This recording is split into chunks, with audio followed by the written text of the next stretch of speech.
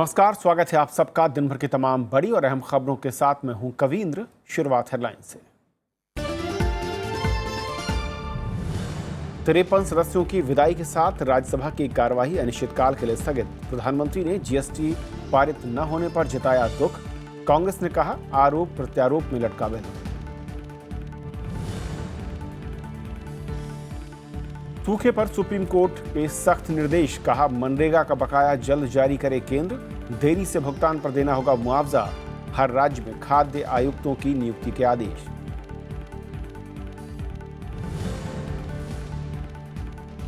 सूखाग्रस्त इलाकों में छुट्टियों के दौरान भी बच्चों को मिलेगा मिड डे मील, कहा हर घर में राशन पहुंचाना सरकार की जिम्मेदारी।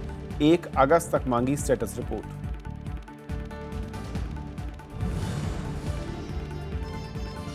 मानहानि कानून खत्म करने से सुप्रीम कोर्ट का इनकार, कहा अभिव्यक्ति की आजादी के नाम पर सम्मान को चोट पहुंचाना गलत। राहुल गांधी, केजरीवाल और स्वामी ने दी थी चुनौती। मालेगांव धमाकों में आरोपी साध्वी प्रज्ञा समेत 6 लोगों को क्लीन चिट। कर्नल पुरोहित समेत 10 आरोपियों पर चलेगा मुकदमा। विपक्ष का सरकार पर आरोपियों को बचाने का आरोप।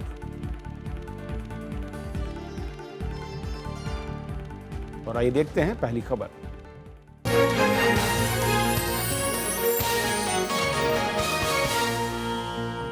सुप्रीम कोर्ट ने आज केंद्र सरकार को आदेश दिया है कि वो मनरेगा का बकाया पैसा जल्द से जल्द जारी करे, जिससे सूखा पीड़ित इलाकों में लोगों को रोजगार मुहैया हो सके। साथ ही इन इलाकों में मनरेगा की मजदूरी में देरी से भुगतान पर मुआवजा भी दिया जाए। बच्चों को राहत देते हुए सुप्रीम कोर्ट ने कहा कि सूखा पीड़ित राज्यों में गर्मियों की छुट्टी के दौरान भी मिड डे मील दिया जाना चाहिए। मनरेगा और खाद्य सुरक्षा कानून के प्रभावी तरीके से अमल न होने के लिए सुप्रीम कोर्ट ने केंद्र और राज्य सरकारों को जिम्मेदार ठहराया। कोर्ट ने कहा कि सरकार फंड की कमी का बहाना बनाकर हालात से मुंह मोड़ नहीं सकती। उसे फौरन मनरेगा के तहत जरूरी बकाया पैसा मुहैया कराना चाहिए।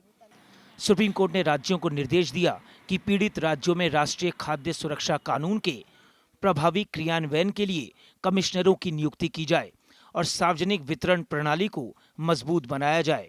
The court has drawn attention to several statutes: the National Disaster Management Act, the National Food Security Act, the Rural Employment Guarantee Act, many of which are not being followed by the Government of India or the state governments. Court ने कहा कि केंद्र सरकार केंद्रीय रोजगार guarantee परिषद का गठन करे ताकि फसलों के नुकसान पर किसानों को मुआवजा सुनिश्चित हो।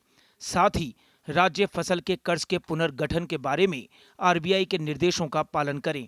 सुप्रीम कोर्ट ने सूखाग्रस्त इलाकों में गर्मी के पूरे सीजन के दौरान स्कूली बच्चों को मिड डे मील मुहैया कराने के निर्देश दिए। सूखा प्रभावित इलाकों में सभी परिवारों को राशन मिलना चाहिए।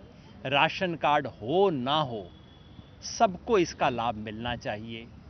और ये कहा है कि पैसे की कमी का बहाना नहीं बना सकते। सुप्रीम कोर्ट ने कहा कि मनरेगा के तहत राज्यों को काम देना होगा और इसको लागू करना उनकी जिम्मेदारी है।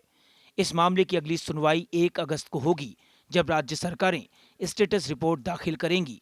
इससे पहले 11 मई को सर्वोच्च न्यायालय ने कहा था कि सरकार सूखे से निपटने के लिए स्पेशल टास्क फोर्स का गठन करे और आपदा राहत कोष बनाए। कोर्ट ने कहा था कि गुजरात, हरियाणा और बिहार जैसे राज्य सूखे जैसी स्थिति से निपटने में लापरवाही बरत रहे हैं। प्रणव गोस्वामी, राज्यसभा टीवी। और अदालत के आज के निर्देश और तमाम राज्यों में इलाकों में जो सूखा चला उस पर और बातचीत करने के लिए हमारे साथ स्वराज अभियान के संयोजक योगेंद्र यादव हैं। योगेंद्र जी, बहुत बहुत स्वागत है आपका। योगेंद्र जी, एक राहत की खबर मैं कह सकता हूं कि अदालत की ओर से मिलती है और हम सब के लिए एक अच्छी खबर ये होती है कि कम से कम कहीं से एक निर्देश तो दिखता है। लेकिन सवाल ये कि क्या इन निर्देशों को अमली जामा सरकारें पहनाना चाहती हैं, राज्य सरकारें, या ज़मीनी हकीकत पर केंद्र सरकार, या वाकई हम रास्ते ज़रूर आगे बढ़ते हुए दिख रहे हैं लेकिन शायद जब पीछे मुड़कर देखते हैं तो ऐसा लगता है कि पीछे कुछ हुआ ही नहीं। आप ठीक कह रहे हैं कविंद। एक मायने में बहुत अच्छी चीज़ है कि कहीं ना कहीं कोई रेस्पॉन्स आया है। बहुत महत्वपूर्ण है कि चलिए इस तंत्र में किसी ने तो पहल ली है। लेकिन साथ में ये सवाल भी उठता है कि ये काम तो संसद को करना चाहिए था, ये काम तो विधायिकाओं को करना चाहिए था, असेंबलीज को करना चाहिए था, ये काम तो सरकारों को करना चाहिए था। आखिर सुप्रीम कोर्ट को इसके ऊपर पहल क्यों लेनी पड़ी? और क्या केवल सुप्रीम कोर्ट के करने भर से हो जाएगा? इसमें कोई शक नहीं है कि आज का ये जो फैसला आया है और 2 दिन पहले भी जो उसका पहला हिस्सा आया था, दोनों को जोड़ के अगर आप देखें तो ये एक ऐतिहासिक फैसला है। ये एक ऐतिहासिक फैसला है इस मायने में कि लगभग 15 साल बाद 2002 में ऐसा बड़ा फैसला आया था राइट टू फूड के मामले पे, आपको ध्यान होगा। उसके बाद ये बहुत बड़ा फैसला आया है जो कि भारत के संविधान का जो सामाजिक न्याय की भावना है उसको पुनर्स्थापित करता है। ये फैसला कई तरह की राहत देता है और राहत के अलावा सूखे पे कानूनी संवैधानिक स्थिति क्या होनी चाहिए उसका स्पष्टीकरण देता है। तो उस लिहाज से बहुत बड़ा कदम है। आपने कई राहत यहाँ पे गिनाई, इसमें और भी जोड़ सकते हैं हम कि ये भी फैसला हुआ है कि राशन सूखाग्रस्त इलाकों के अंदर हर परिवार को राशन मिलेगा, चाहे वो एलिजिबल कैटेगरी में हो या ना हो, चाहे उसके पास राशन कार्ड है या नहीं है, सबको 5 किलो अनाज प्रति व्यक्ति प्रति माह मिला करेगा। ये भी बताया गया है कि इसके अलावा दाल और तेल देना चाहिए। ये बात सरकार ने सुप्रीम कोर्ट ने कही है। सुप्रीम कोर्ट ने ये भी किया है कि मिड डे मील जो है गर्मी की छुट्टियों में तो मिलेगा ही, उसके अलावा ये भी कहा है कि मिड डे मील में बच्चों को या अंडा या दूध का गिलास हफ्ते में 5 दिन देना चाहिए। तो ये तमाम चीजें की गई हैं जो बहुत बड़ी राहत है। और आपने जैसा बताया जो निर्देश जो मनरेगा स्कीम है उसके बारे में बहुत इंपॉर्टेंट बात की गई है। जी, जो निर्देश अदालत या जो रास्ते मैं कहूँ अदालत सुझा रहा है, इन रास्तों को सुझाने और उस पर चलने की पहली जिम्मेदारी या कर्तव्य मैं कहूँ वो तो सरकारों का होना चाहिए। क्या वाकई सरकारों की रास्ते पता नहीं है या इन रास्तों पर सरकारें चलना भूल चुकी हैं या चलना ही नहीं चाहती हैं?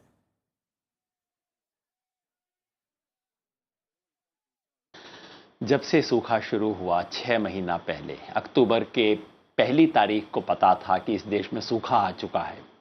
2 तारीख से हमने यात्रा शुरू कर दी थी देश के तमाम सूखाग्रस्त जिलों में। और पिछले 6 महीने में जो चीज़ हमने बार बार देखी है वो असंवेदनशीलता सरकारों की। इसमें मैं सिर्फ किसी एक सरकार का नाम नहीं लूंगा, केंद्र सरकार भी शामिल है, राज्य सरकारें भी शामिल हैं, इस पार्टी की भी शामिल है, उस पार्टी की भी शामिल है। लेकिन सिर्फ सरकारों तक मामला नहीं है। मैं समझता हूं ईमानदारी से हमें यह भी कहना चाहिए मीडिया की भी, समाज की भी। ये जो इस देश का शहरों में रहने वाला अंग्रेजी बोलने वाला मध्यम वर्ग है वो इस सारे सूखे को एक तरह से दर्शक दीर्घा में बैठ के देख रहा था, जैसा किसी दूसरे देश में हो रहा हो, जैसे सूखा इथियोपिया में पड़ा हुआ हो। इस देश में इतना बड़ा संकट है, इसकी जानकारी आज भी इस देश के टीवी अखबार देखने पढ़ने वाले लोगों को नहीं है। जानकारी सिर्फ इतनी है कि भाई यहाँ महाराष्ट्र के कुछ शहरों में शायद प्रॉब्लम हो गया है और जब मामला क्रिकेट को छूने लगा तब थोड़ा सा जागे। तो समाज भी जागा, मीडिया भी उसका भागीदार है और राजनीति के बारे में तो अफसोस से कहना पड़ रहा है कि जितना समय सुप्रीम कोर्ट ने इस मुकदमे में पिछले 6 महीने में दिया उतना समय संसद के दोनों सदनों ने मिलकर नहीं दिया, उतना समय राज्य विधानसभाओं ने मिलकर नहीं लगाया सूखे के सवाल पे। तो कहीं ना कहीं पूरे देश में इस सवाल पे एक असंवेदनशीलता बढ़ रही है। गांव देहात के मुद्दे, गरीब के मुद्दे हमारे दृष्टि पटल से गायब होते जा रहे हैं, ओझल होते जा रहे हैं। कहीं ये चीजें बनती नहीं, बस हाँ अचानक मीडिया में खबर आ जाए और क्रिकेट से जुड़ जाए तो हम सब जाग जाते हैं। नहीं तो सूखा कहीं ना कहीं हमारे दिलो दिमाग को छूना बंद कर रहा है। योगेंद्र जी का आखिरी सवाल, क्योंकि आप लोगों ने कई इलाकों का दौरा किया, ज़मीनी स्तर पर जो रिपोर्ट आई उसके आधार पर सरकारें भी कार्रवाई करती दिख रही हैं और अदालत के निर्देश भी आ रहे हैं। क्या ये माने कि आज भी जो विकास का पैमाना है, जो योजनाएं हैं, उसमें कहीं ग्रामीण भारत या गाँव का गरीब किसान आम आदमी अभी भी हाशिए पर भी नहीं, मैं कहूँ कि शायद नहीं है? क्या यही वजह है कि हालात बद से बदतर हर साल हैं, जबकि बजट में देखता हूँ उसमें धनराशि कई गुना बढ़ जाती है हर साल? आज भी ना कहिए, आप कहिए आज तो पहले से भी बदतर स्थिति हो गई है, बदतर इस तरह से हो गई है। ये जो बजट के आंकड़े हैं शुद्ध छलावा है। कभी समय होगा तो मैं आपको विषय दिखा दूंगा कि कैसे दरअसल बजट घटा है, बढ़ा नहीं है। सिंचाई पे बजट घटा है, मनरेगा पे बजट घटा है और कृषि विभाग का बजट घटा है, लेकिन वो आज का हमारा एजेंडा नहीं है। धीरे धीरे गांव देहात ओझल होते जा रहे हैं, इसलिए आज का सुप्रीम कोर्ट का जजमेंट एक बहुत बड़ी ऐतिहासिक घटना है। जरूरत यह है कि इसका सही ढंग से क्रियान्वयन हो, सिर्फ सरकारों द्वारा नहीं, जमीन पे भी हो। इसलिए स्वराज अभियान की तरफ से हमने तय किया है कि 21 तारीख से हम एक पद यात्रा कर रहे हैं। मराठवाड़ा से चलेंगे, बुंदेलखंड तक आएंगे और गांव-गांव जाके संदेशा पहुंचाएंगे सुप्रीम कोर्ट के आदेशों का, सरकार की नीतियों का, क्या किया जा सकता है इसके बारे में। और आपके माध्यम से मैं एक अपील करना चाहता हूं इस देश के सारे स्टूडेंट्स से जो यूनिवर्सिटी में हैं, कॉलेज में हैं, जहां भी हैं। हम उनके लिए एक विशेष प्रयोजन कर रहे हैं, ड्राउट ड्यूटी एक अभियान चला रहे हैं और कह रहे हैं कि गर्मी की छुट्टियों के अंदर आप बाकी सब चीज़ कीजिए, तफरी कीजिए, मैच देखिए, लेकिन एक हफ्ता, केवल एक हफ्ता इस देश के किसी सूखा प्रभावित गांव में जाके बिताइए, देखिए, वहां मदद कीजिए, खुद भी सीखिए।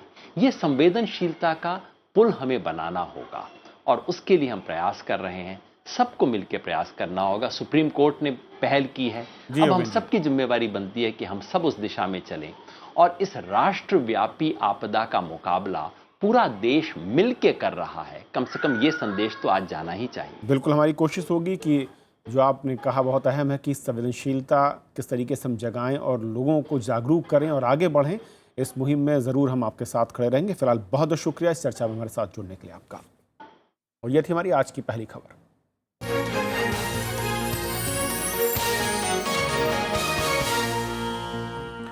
पश्चिम बंगाल की खाड़ी में मानसून की हलचल तेज हो गई है और मौसम की जानकारी देने वाली संस्था स्काईमेट के मुताबिक अगले हफ्ते अंडमान में मानसून की शुरुआत हो सकती है और बारिश के 28 से 30 मई के बीच केरल पहुंचने की उम्मीद है।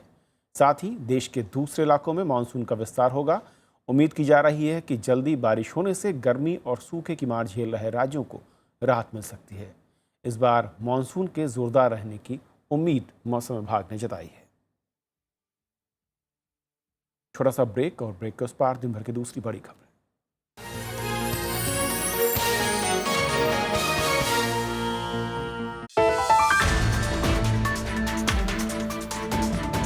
सूखे पर सख्ती, खफा सुप्रीम कोर्ट, राहत का निर्देश। देखिए देश देशांतर रात 8:30 बजे।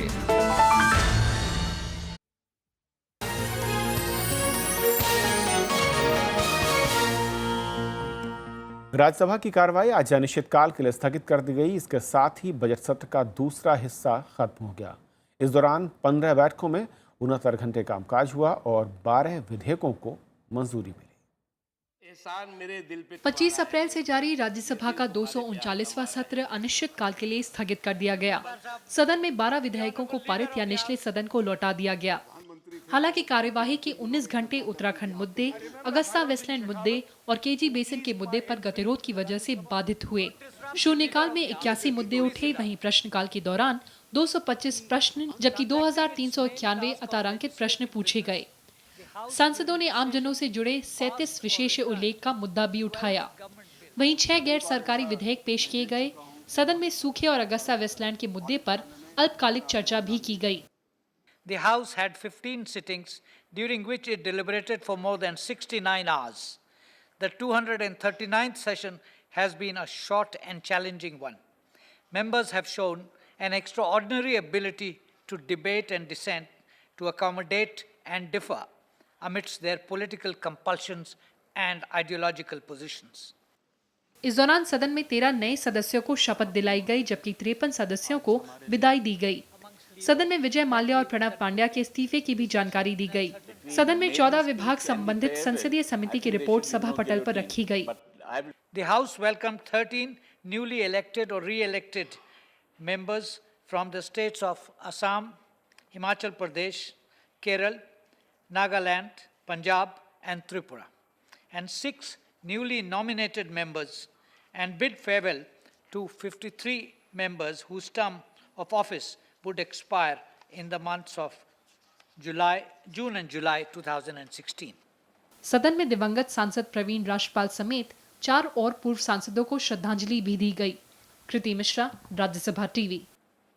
राज्यसभा में आज सेवानिवृत्त होने वाले सांसदों को विदाई दी गई। इस मौके पर प्रधानमंत्री नरेंद्र मोदी ने उनके कार्यकाल में जीएसटी पारित न होने पर दुख जताया। उन्होंने कहा कि अगर यह विधेयक पारित हो जाता तो इससे राज्यों को ज्यादा फायदा होता।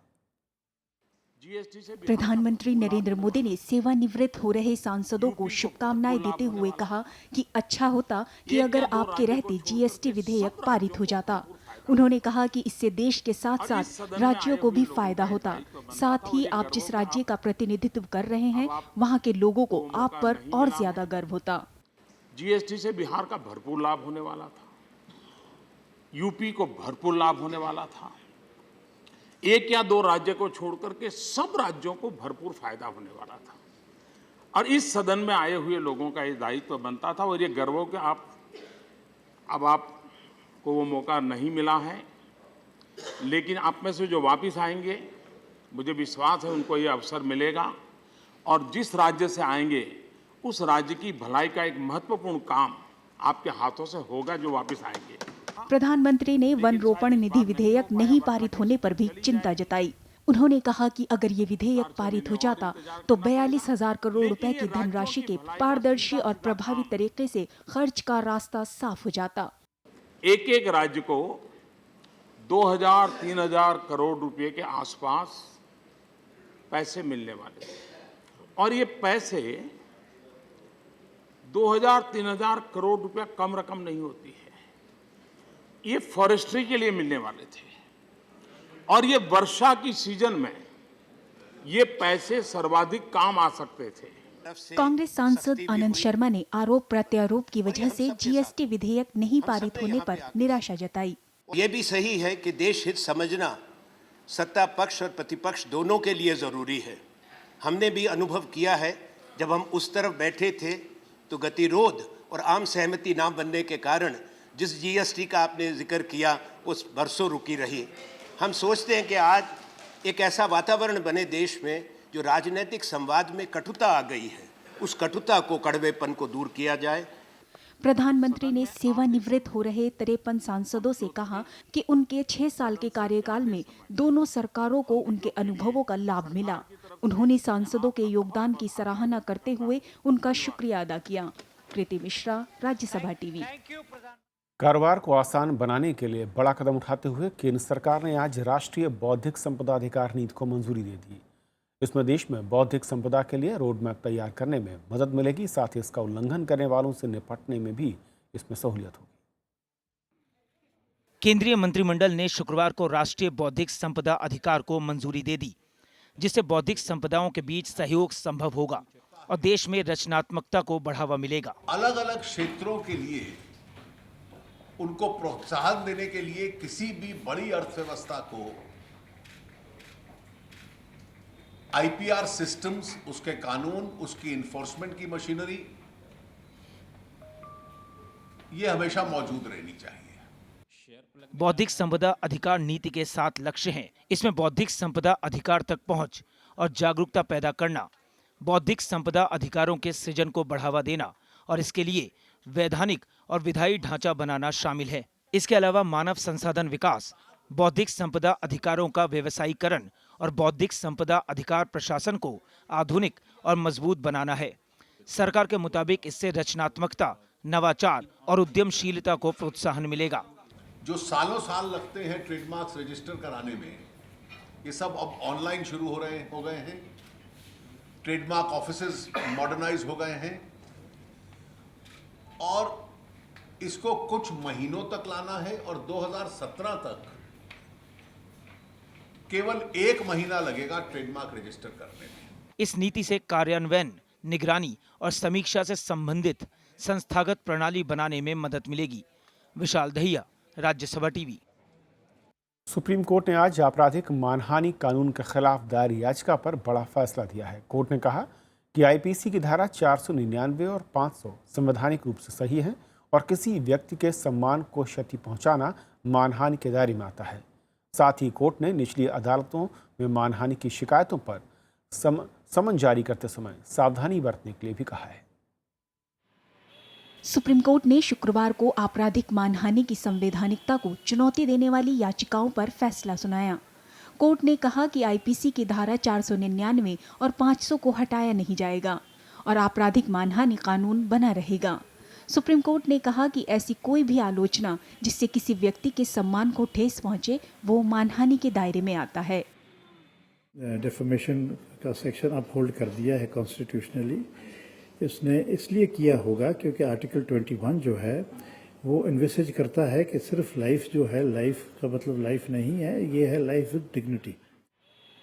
सुप्रीम कोर्ट ने कहा कि आलोचना की एक सीमा होती है, वो कानून के दायरे में होनी चाहिए, लेकिन किसी की छवि खराब करने के लिए ऐसा किया जाता है तो मानहानि मानी जाएगी।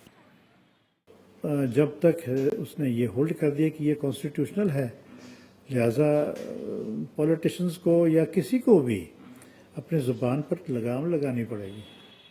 दिल्ली के मुख्यमंत्री अरविंद केजरीवाल समेत कई नेताओं ने आपराधिक मानहानि की संवैधानिकता को चुनौती दी थी और दलील दी थी कि आईपीसी की धारा संविधान से मिले अभिव्यक्ति के अधिकार का उल्लंघन है। Bureau report, Rajya Sabha TV. Malegaon धमाका मामले में साध्वी प्रज्ञा ठाकुर समेत 6 लोगों को क्लीन चिट मिल गई है। एनआईए की ओर से शुक्रवार को कोर्ट में दाखिल की गई चार्जशीट में कहा गया है कि इनके खिलाफ कोई सबूत नहीं मिले, बाकी आरोपियों पर मुकदमा चलेगा। कांग्रेस ने केंद्र पर जांच अधिकारियों पर दबाव बनाने का आरोप लगाया है। सरकार ने विपक्ष के आरोपों को खारिज किया है। एनआईए ने मालेगांव धमाका मामले में शुक्रवार को कोर्ट में चार्जशीट दाखिल की। इसमें साध्वी प्रज्ञा ठाकुर समेत 6 लोगों को क्लीन चिट दी गई है। एनआईए ने कहा कि इन लोगों के खिलाफ कोई सबूत नहीं मिले हैं। चार्जशीट में कर्नल पुरोहित समेत 10 आरोपियों के खिलाफ मुकदमा चलाने की बात कही गई है। जो एनआईए ने चार्जशीट फाइल की है उसके अंदर उन्होंने 4 जो आरोपी है, साध्वी प्रज्ञा सिंह ठाकुर, श्याम साहू, शिवनारायण कलसंग्रा और प्रवीण टक्कल की अलियास प्रवीण मुतालिक, ये चारों के डिस्चार्ज करने की उन्होंने रिकमेंड किया। उन्होंने कहा कि there is no evidence to prosecute them, उनके खिलाफ कोई एविडेंस नहीं है। चार्जशीट में महाराष्ट्र एटीएस की जांच पर भी सवाल उठाया गया है। एनआईए प्रमुख शरद कुमार ने कहा कि एजेंसी की जांच में जो कुछ सामने आया है उसके आधार पर ही चार्जशीट दाखिल की गई है। हमारी इन्वेस्टिगेशन में जो एविडेंस आपके साथ है, जिसका रोल आया, हमने वही आगे किया है। कांग्रेस ने केंद्र की एनडीए सरकार पर जांच अधिकारियों और एजेंसियों पर दबाव बनाने और आरोपियों को बचाने का आरोप लगाया। केंद्रीय मंत्रिमंडल के ऊपर, प्रधानमंत्री पर और गृह मंत्री पर कि वे आतंकवादी गतिविधियों में संघ के कार्यकर्ताओं को बचाने के लिए वे पुलिस पर, एनआईए पर, पुलिस अफसरों पर दबाव डाल रहे हैं। गृह राज्य मंत्री किरेन रिजिजू ने पिछली यूपीए सरकार पर जानबूझकर कुछ लोगों को फंसाने का आरोप लगाया। उन्होंने सरकार की ओर से जांच एजेंसियों पर किसी भी तरह के दबाव से इनकार किया। उसको लेकर के कांग्रेस और यूपीए समय में उन्होंने एक राजनीतिक मोड़ देने का जो प्रयास किया वो गलत हुआ। हम लोगों के समय में हमारे जो एजेंसियों को बिल्कुल छूट दिया गया है, उनको कोई दबाव नहीं, कोई इंटरफेरेंस नहीं किसी भी स्तर में। बीजेपी ने प्रज्ञा ठाकुर के साथ बुरा बर्ताव करने वालों पर कार्रवाई की मांग की है। प्रज्ञा सिंह ठाकुर के जो पक्ष में इस तरीके का एनआईए का फैसला, मैं उसको सम्मानित नजर से देखती हूँ। जिन लोगों ने जिस तरीके की उसके साथ, जो कुछ मैं जानती हूँ, प्रज्ञा सिंह ठाकुर के साथ दुष्व्यवहार किया है, उनके खिलाफ कार्रवाई होगी। एनआईए ने इस मामले की जांच 2011 में महाराष्ट्र एटीएस से ली थी और सभी आरोपियों, गवाहों और सबूतों की फिर से जांच की। कई लोगों के नए सिरे से बयान दर्ज किए गए। 2008 में मालेगांव धमाके में 7 लोगों की मौत हुई थी और करीब 80 लोग घायल हो गए थे। महाराष्ट्र एटीएस ने मकोका कानून के तहत 16 लोगों को आरोपी बनाया था। Bureau report, Rajya Sabha TV. और आखिर में चलते चलते कुछ और अहम खबरों पर नजर संक्षेप में। राज्यसभा के सभापति मोहम्मद हामिद अंसारी ने राष्ट्रपति की ओर से मनोनीत किए गए प्रणव पंड्या का इस्तीफा स्वीकार कर लिया है। गात्री परिवार के मुखिया पंड्या को 4 मई को मनोनीत किया गया था, लेकिन उन्होंने राज्यसभा सदस्य बनने से इनकार कर दिया था। राज्यसभा सदस्यों को गुरुवार को ऑस्ट्रेलिया से लाई गई मशीन के जरिए पानी को शुद्ध करने का तरीका बताया गया। इस्तेमाल सूखा पीड़ित इलाकों में पानी मुहैया कराने के लिए किया जा सकता है। सदस्यों ने भी माना कि पानी को शुद्ध करने के लिए एक कारगर तरीका हो सकता है। पूर्व केंद्रीय इस्पात मंत्री बेनी प्रसाद वर्मा ने कांग्रेस का साथ छोड़कर दोबारा समाजवादी पार्टी का दामन थाम लिया है। एसपी प्रमुख मुलायम सिंह यादव से लखनऊ में मुलाकात के बाद उन्होंने फैसला लिया। अगले साल उत्तर प्रदेश में होने वाले चुनाव के मद्देनजर यह फैसला अहम बताया जा रहा है। उत्तराखंड विधानसभा से निलंबित 9 विधायकों को आवंटित सरकारी आवास खाली करने का नोटिस मिला है, जिसके खिलाफ निलंबित विधायकों ने सुप्रीम कोर्ट का दरवाजा खटखटाया है। इससे पहले उत्तराखंड सरकार ने कोर्ट में कहा था कि वो इन विधायकों को आवंटित आवास खाली नहीं करवाएगा। सेबी ने विजय माल्या के गोवा में मौजूद विला को सील कर दिया है। बैंक माल्या की संपत्ति के जरिए अपने कर्ज की रकम वसूलना चाहते हैं। गुरुवार को ही उत्तरी गोवा के कलेक्टर ने विजय माल्या के कैंडिलो में स्थित विला को टेकओवर करने को मंजूरी दी थी। हिट एंड रन मामले में सलमान खान की जमानत रद्द करने से जुड़ी याचिका पर सुनवाई अगस्त तक के लिए टल गई है। महाराष्ट्र सरकार ने जमानत देने के बॉम्बे हाई कोर्ट के फैसले के खिलाफ सुप्रीम कोर्ट का रुख किया था। राष्ट्रीय महिला आयोग ने हिंदू कॉलेज के नए गर्ल्स हॉस्टल में लड़कियों के साथ भेदभावपूर्ण नियम और ज्यादा फीस वसूलने का विरोध किया है।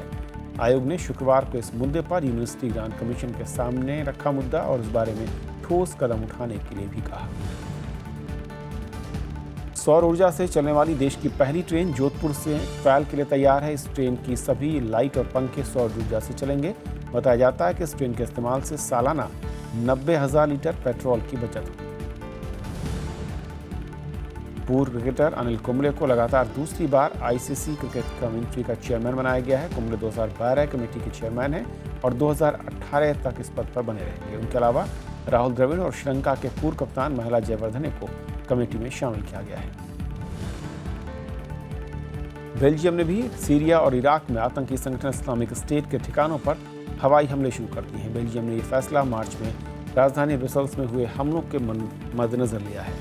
अमेरिका समेत कई पश्चिमी देश आईएस के ठिकानों पर हवाई हमले कर रहे हैं।